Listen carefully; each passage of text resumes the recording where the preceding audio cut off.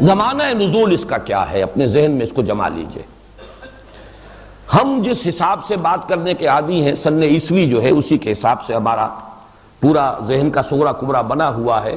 اس کے اعتبار سے نوٹ کر لیجئے کہ 610 عیسوی سے 632 عیسوی تک یہ 22 برس ہیں۔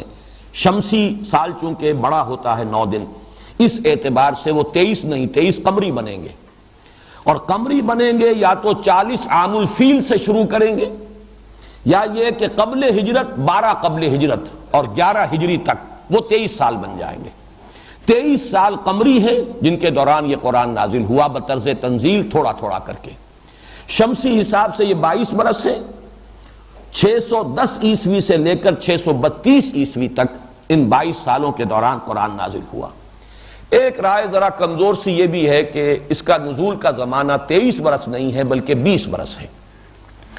اس لیے کہ ابتدا میں حضور صلی اللہ علیہ وسلم کے ساتھ 3 برس تک حضرت اسرافیل رہے ہیں، یہ بعض روایات میں تفصیلات موجود ہیں،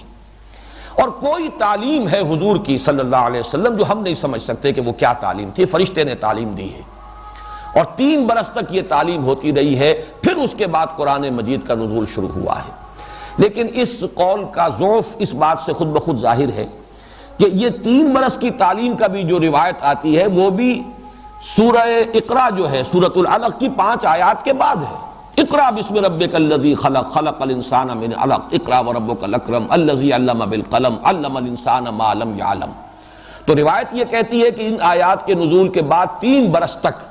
ایک وقفہ رہا قرآن مجید کے نزول میں، اور حضور صلی اللہ علیہ وسلم کے ساتھ مستقل طور پر حضرت اسرافیل رہے اور انہوں نے حضور کو تعلیم دی۔ ہو سکتا ہے علمہ شدید القوا اس میں مراد جو ہے حضرت اسرافیل ہوں، اگرچہ عام طور پر اس آیت میں مراد لیے جاتے ہیں حضرت جبرائیل علیہ السلام۔ علمہ شدید القوا ذو مرۃ فاستوى وهو بالافق الاعلى ثم دنا فتدلى فكان قاب قوسين او ادنى فاوحى الى عبده ما اوحى۔ بہرحال یہ قول ضعیف اس اعتبار سے ہو گیا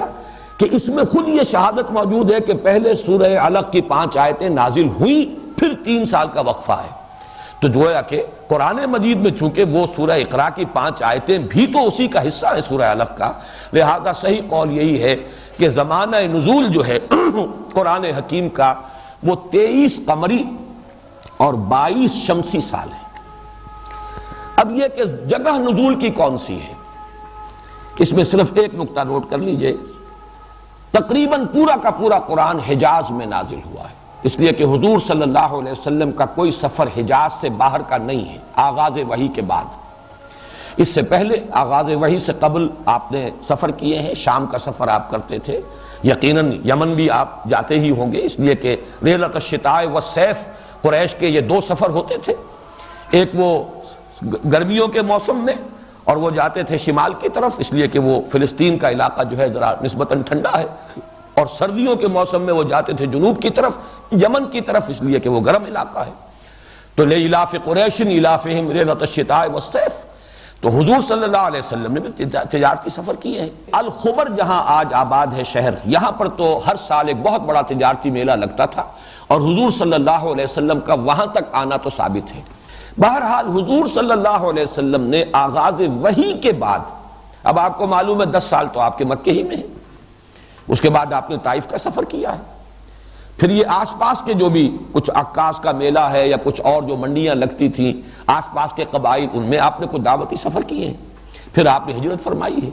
اس کے بعد جو جنگیں ہیں وہ بھی سب حجاز کے علاقے میں ہوئی ہیں۔ صرف ہم کہہ سکتے ہیں کہ غزوہ تبوک جو ہے، لیکن تبوک بھی اصل میں یوں کہا جا سکتا ہے کہ حجاز ہی کا شمالی سرا ہے، اس اعتبار سے حجاز ہی کا علاقہ ہے پورا جس میں کہ قرآن حکیم نازل ہوا۔ ان میں 2 آیتیں مستثنا اس اعتبار سے قرار دی جا سکتی ہیں کہ وہ زمین پر نازل نہیں ہوئی بلکہ آسمان پر عطا ہوئی ہیں محمد الرسول اللہ صلی اللہ علیہ وسلم۔